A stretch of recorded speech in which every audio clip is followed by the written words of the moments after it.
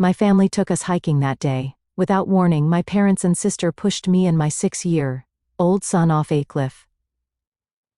Dasa lay broken. My son whispered, Mom, don't move yet. We chose to pretend we were dead. And when they left, my son told me what my sister said. And I froze in horror. Willowbrook, Ohio was a small town where the beauty of the seasons changed quietly. Mary Wilson found true fulfillment in her daily work as a nurse at the local general hospital. Her routine consisted of sending her 6-year-old son Aiden off to school in the morning, finishing her shift at the hospital, and then waiting for her husband Thomas, who worked as a construction site supervisor, to return home. Mom, look. I drew this at school today. Aiden held up a colorful crayon drawing with a pure smile on his face. It showed a dog, a cat, and a family surrounding them. Mary gently stroked her son's head as she pinned the drawing to the refrigerator. That's a lovely picture, Aiden. Dad will be so happy when he sees it. However, lately, Thomas hadn't been showing as much interest in his son's artwork as before. About 6 months ago, changes had begun to appear in him. With the excuse that work is busy, he was coming home later, and increasingly spending weekends away from home, saying he had to go to work. Mary's parents, Robert and Helen Carter, lived in a quiet residential neighborhood in the same town. Now retired, their greatest joy was spending time with their grandson Aiden. At least, that's how it appeared. Linda, Mary's sister, also participated in the monthly family dinners. Linda had found success as a sales representative for a major furniture manufacturer in Columbus. Enjoying her single and free lifestyle, she was a stark contrast to her sister's domestic life. Mary, what do you think of this children's chair? It's from our new line and it's selling really well. Linda had spread out the latest product catalog at last month's family dinner. At that moment, Mary thought she caught Linda giving Thomas a special look. But she convinced herself it was just her imagination. It's lovely. I'm sure it would be perfect for Aiden. That night, as usual, Aiden was cuddling with his grandparents, sitting on Robert's lap, as he read a picture book. However, Mary had noticed Linda giving Aiden cold glances several times. It was momentary, and she thought she might have been mistaken, but something about it left her with an uncomfortable feeling. On the drive home, Thomas was silent. When Mary asked, "What's wrong?" he replied, "I'm just tired." Aiden had fallen asleep in the back seat. "Dad, are you busy lately?"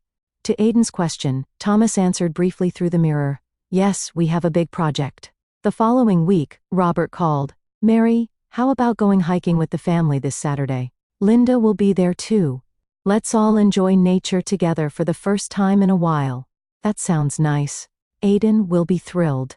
Can you imagine making $10,000 a month just from YouTube, all from home?" "That's exactly what I did with Reddit stories. No face, no voice. Check the link in the description if you're curious. I'll ask Thomas too." Mary suggested it to her husband. Surprisingly, Thomas, who would normally decline saying, "I have work," answered, "Let's go." Aiden, who loved nature, was excited about the family hiking trip. "Yay! We're going to the forest. Will we see animals too?" However, the day before departure, Thomas called. "I'm sorry, but urgent work came up. You all go without me." Mary was disappointed, but resolved to cherish the time with her son. "It's okay, Aiden. Let's enjoy ourselves even without Dad." Aiden looked a bit sad but quickly recovered his spirits. The morning of the hike dawned with a clear blue sky. Mary got up early to prepare Aiden's lunch and packed drinks, snacks, and a first aid kit into a small backpack. As a nurse, she always prepared for emergencies. "Aiden, are you ready?" Aiden came bounding down the stairs wearing a small jacket and hat, his eyes shining with excitement. "All ready, Mom. I brought my magnifying glass too. I'm going to observe insects." Mary smiled at her son's curiosity and pure joy. Though she regretted that Thomas wasn't with them, she was determined to cherish this mother-son time. The doorbell rang, and when Mary opened the door, her parents' car was parked outside. Her father Robert was in the driver's seat, her mother Helen in the passenger seat, and Linda in the back seat. Everyone was dressed for the outing, with Linda in particular wearing expensive hiking boots and stylish outdoor wear. "Good morning, Mary. What wonderful weather we have." Her father Robert's voice sounded unusually cheerful. As Mary and Aiden got into the back seat with Linda, Mary noticed something different about the atmosphere.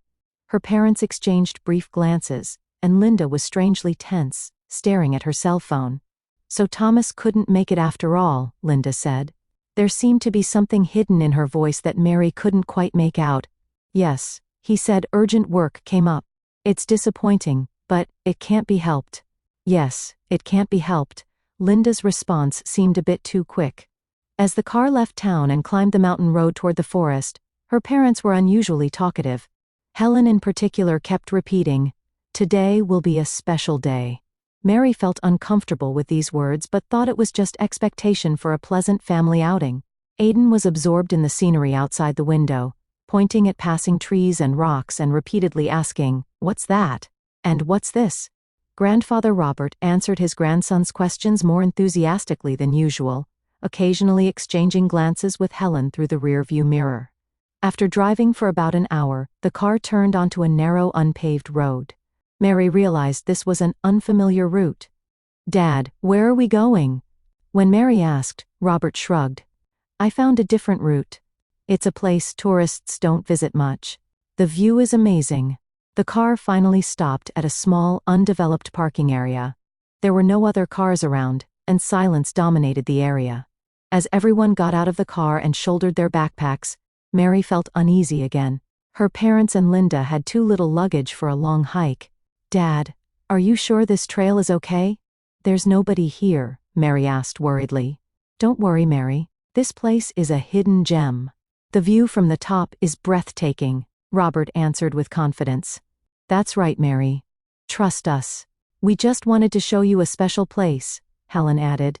Her voice was gentle, but her eyes seemed to be saying something else. Aidan was already under a nearby tree, searching through fallen leaves. "Mom, look! I found a pretty stone." Mary went to her son and shared in his small discovery. Meanwhile, Linda kept checking her phone repeatedly. "Linda, you keep looking at your phone. Are you in contact with someone?" When Mary asked, Linda looked up with obvious surprise. "No, I was just checking the time." Linda's voice rose slightly. "The time? Is something happening?" "No, nothing. It's just a habit." Linda quickly put her phone away. The hike began, and the group proceeded along a narrow path through the forest. The trail gradually became steeper, and Mary was glad that she and Aidan had come with proper equipment. In contrast, she was becoming concerned about her parents and Linda's attire.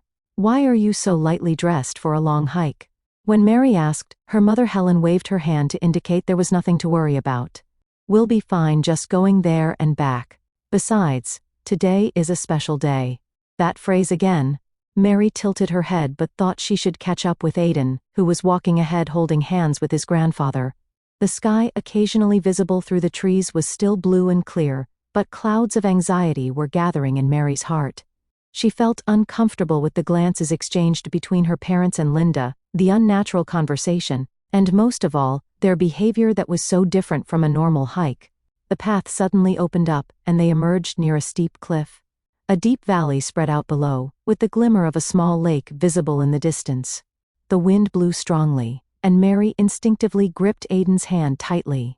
She had a fear of heights, and her legs froze just being near the cliff. "It's beautiful, Mom." Aidan was captivated by the scenery. "Look, Aidan. Can you see the lake in the distance?" Robert placed his hand on Aidan's shoulder, trying to guide him toward the cliff. "Dad, that's dangerous. Keep Aidan away from the cliff." Mary's voice clearly contained fear. "It's all right, Mary. I just want to show him the view." Robert's voice feigned calmness, but his eyes were cold and determined. "Aidan, come here," Mary called out strongly.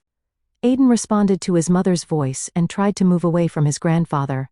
At that moment, Mary felt Linda approaching her. She noticed that Linda's expression had changed completely. Mother Helen also stood unnaturally behind Robert and Linda, and the three of them seemed to be surrounding Mary and Aidan. A sudden silence fell, with only the sound of the wind drifting around them. Surrounded by her parents and Linda, a cold fear ran down Mary's spine. The wind tousled her hair, and the view beyond the cliff was beautiful, but that was the least of her concerns now. Just as she tried to pull Aidan to her side, Linda suddenly grabbed Mary's arm. Her sister's fingers dug into her skin, causing pain. "Mary, there's something I want to show you," Linda's voice pretended to be calm, but her eyes held a cruelty that Mary had never seen before. What? Linda, let Aiden come to me first. Mary desperately reached out toward her son. No, I want to show Aiden too.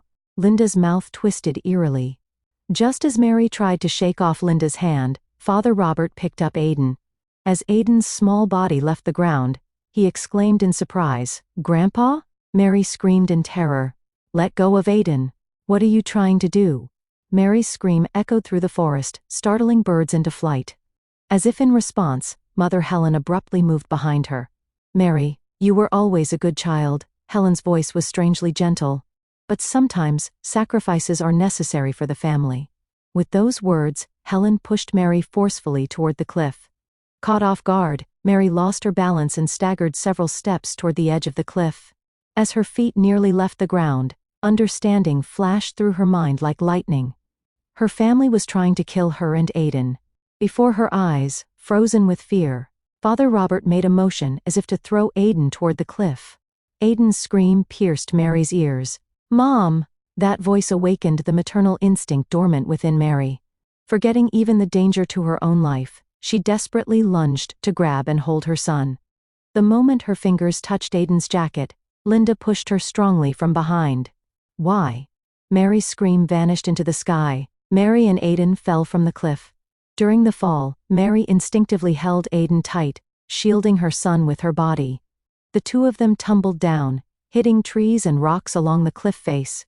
Sharp pain shot through Mary's entire body, and her vision flickered. "Aiden. Aiden."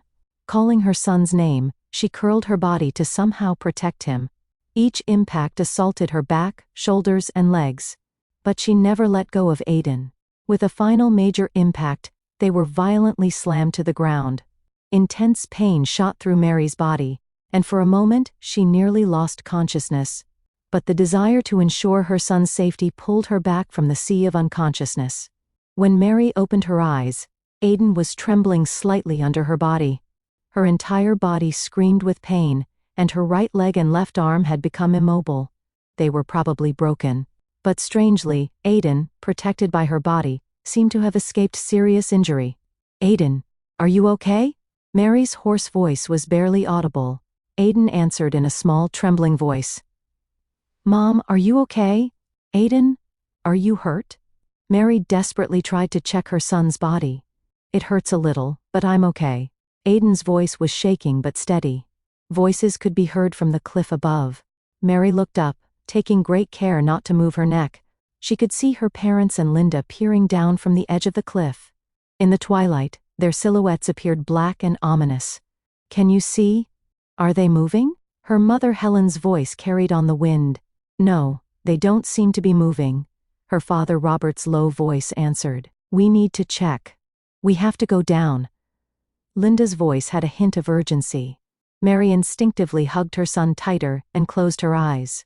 If they came down and found them still alive, the thought was too terrifying.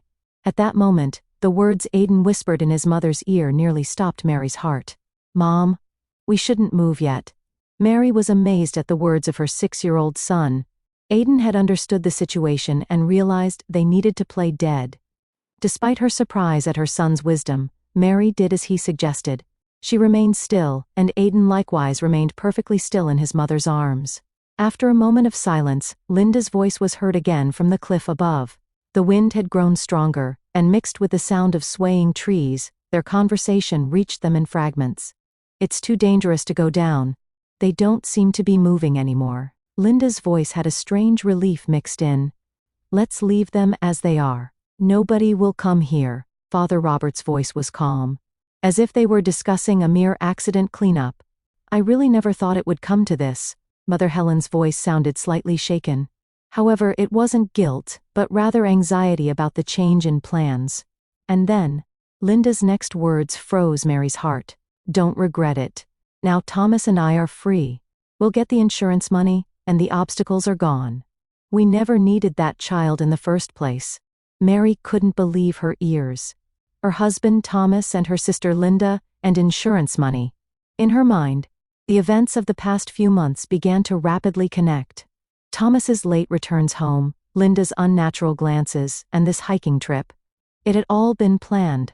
Her husband and sister were having an affair and were trying to kill her and Aiden to get the insurance money. And even her parents had participated in the plan. Mary trembled with intense anger, fear, and the sadness of betrayal. But now, suppressing her emotions and protecting Aiden was the priority. She remained motionless, continuing to hold her son. After a while, they could hear footsteps moving away from the cliff above. Mary and Aiden continued to play dead until they were sure the others had gone. As the sun began to set behind the mountains and dark shadows began to fall on the forest, Mary finally spoke to her son in a small voice. "Aiden, you noticed well. If you hadn't said anything," Aiden answered in a trembling voice, "I heard Auntie talking on the phone with Dad before. She said they were planning something bad." Mary was surprised at her son's intelligence, but felt her heart breaking at the terrible truth. Aiden had already noticed something was wrong. And now, he had nearly become a victim of that horrifying plan. To somehow save themselves, Mary tried to take out her cell phone, enduring the pain. However, the phone had been shattered by the impact of the fall. Looking around, they were in a deep valley. There was no sign of people from above, and the path leading down was unclear. Once the sun set, the situation would become even more difficult.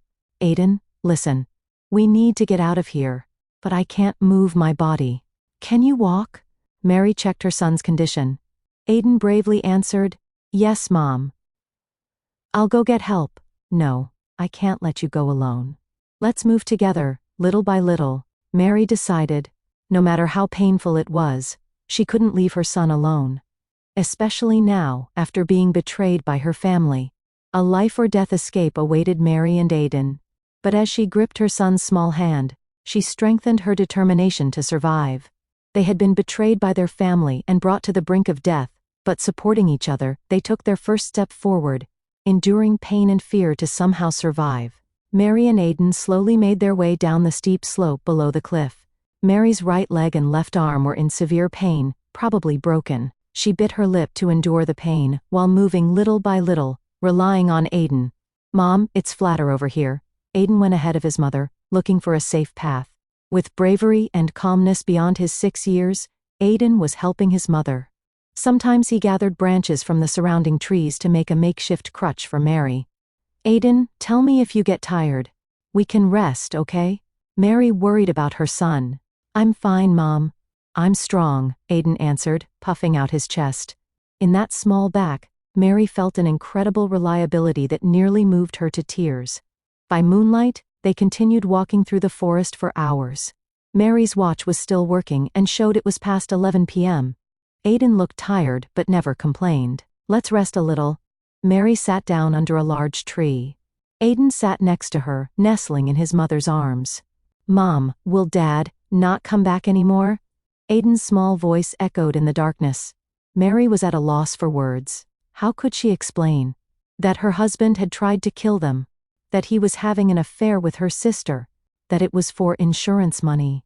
How could she make a 6-year-old child understand these things? "Aiden. Dad?" Mary carefully chose her words. "Dad won't be able to live with us anymore. But it's okay. I'll always protect you." Aiden nodded silently and snuggled closer to his mother. "Grandpa and Grandma too?" "Yes, them too. Aunt Linda said she and Dad would go somewhere together." After we were gone, Mary stroked her son's head, holding back tears. Aiden had understood the situation from the adults' conversations. Her heart ached that such a burden had been placed on such small shoulders. "But it's okay. We're alive. And we'll always be together," Mary said firmly. After a short rest, they began walking again. By daybreak, they finally reached the main hiking trail where people passed. In the morning light, the mother and son, covered in sweat and dirt and full of wounds, caught the eye of a middle-aged couple hiking there. "Oh my, are you all right?" The man rushed over. "Please help us. We fell from a cliff." Mary was finally able to ask others for help. The man's wife immediately called an ambulance, and Mary and Aiden were wrapped in blankets and given water. They were kind enough to share their hiking food, and stayed with them until the ambulance arrived. "How did you fall from a cliff?" When the man asked, Mary hesitated for a moment. "I'll tell the police everything later," was all she answered. The ambulance arrived at the forest entrance, and Mary and Aiden were taken to the hospital. According to the doctor's diagnosis, as expected, Mary had multiple fractures in her right leg and left arm, as well as internal bleeding and bruises all over her body. However, her life was not in danger. Aiden, too, had miraculously escaped with only minor bruises and scratches. "Your mother was like a cushion for you," the doctor smiled at Aiden. "She's a brave mother." While Mary was receiving treatment and resting, there was a knock on the hospital room door. It was Detective Brown from the local police. He introduced himself in a gentle tone and expressed concern for Mary's condition. "Mrs. Wilson, are you able to talk? Can you tell me what happened on the mountain?" Mary took a deep breath and began to tell everything. The hiking plan, her parents and Linda's behavior, and the moment they were pushed off the cliff. She also relayed Linda's words, "Now Thomas and I are free. We'll get the insurance money." Detective Brown responded calmly, though surprised, continuing to take notes. "We've contacted your husband Thomas, but he hasn't arrived yet," the detective said. "He's also part of the plan. He was apparently having an affair with my sister." Mary spoke the painful truth. Outside the hospital room, Aiden was talking with a child psychologist. He also explained the events in his own words, and further detailed the content of phone calls he had heard between his aunt and father over the past few weeks. Aiden's testimony matched his mother's account, and the nature of the incident became clearer. Due to Detective Brown's swift investigation, Thomas, Linda, and both of Mary's parents were all arrested the next day. The interrogation revealed a horrifying plan. Thomas and Linda had been in a secret relationship for 2 years and had planned to kill Mary to obtain her $3 million life insurance policy.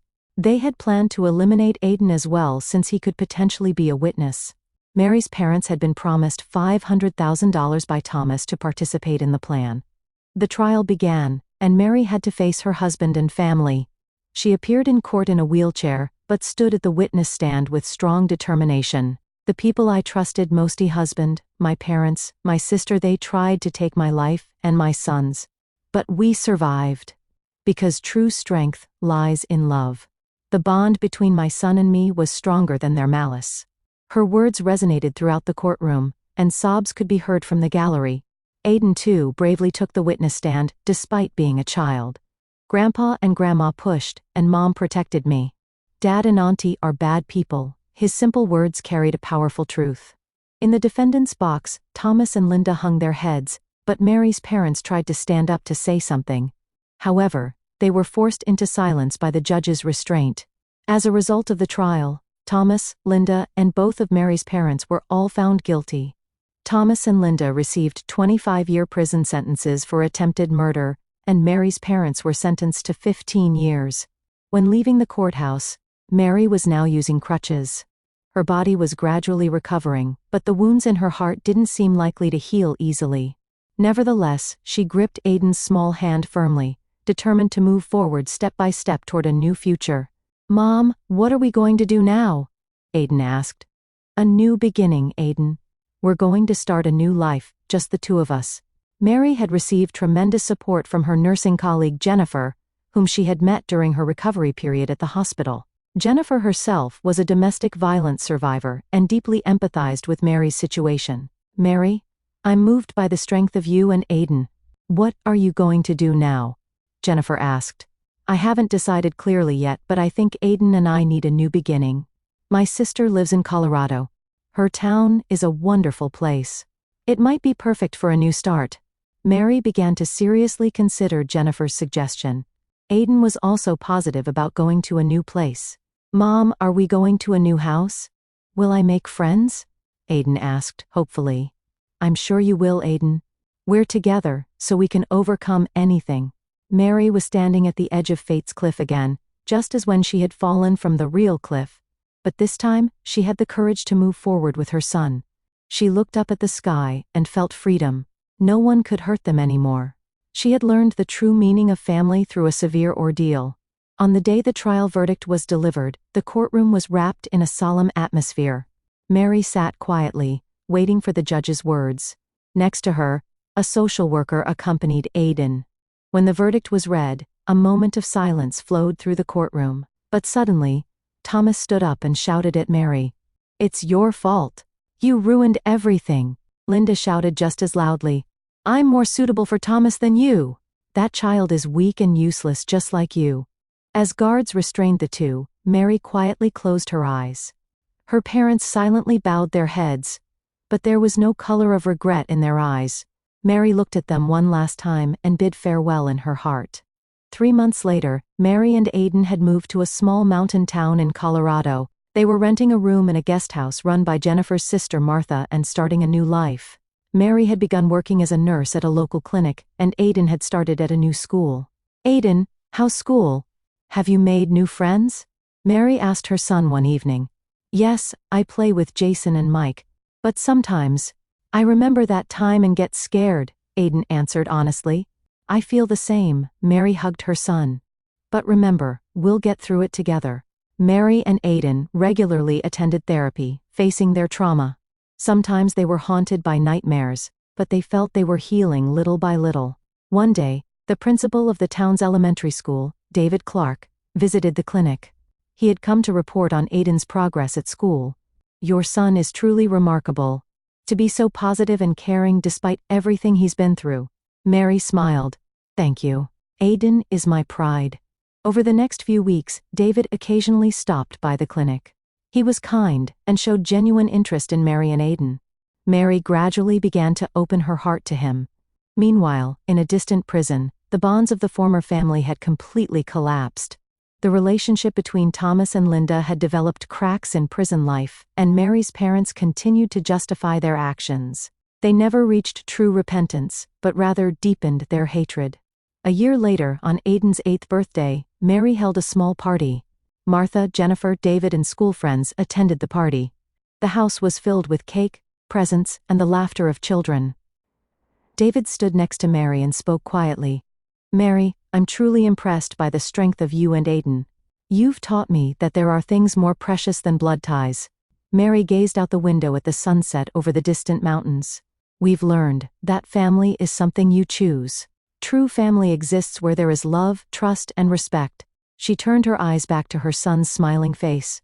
From the terror and despair of being thrown off a cliff, they had climbed up together, hand in hand, and were now finding new bonds, a new family. Mary was certain. True family is not about blood ties, but about bonds of love that protect and support each other, and she and Aidan were living proof of that.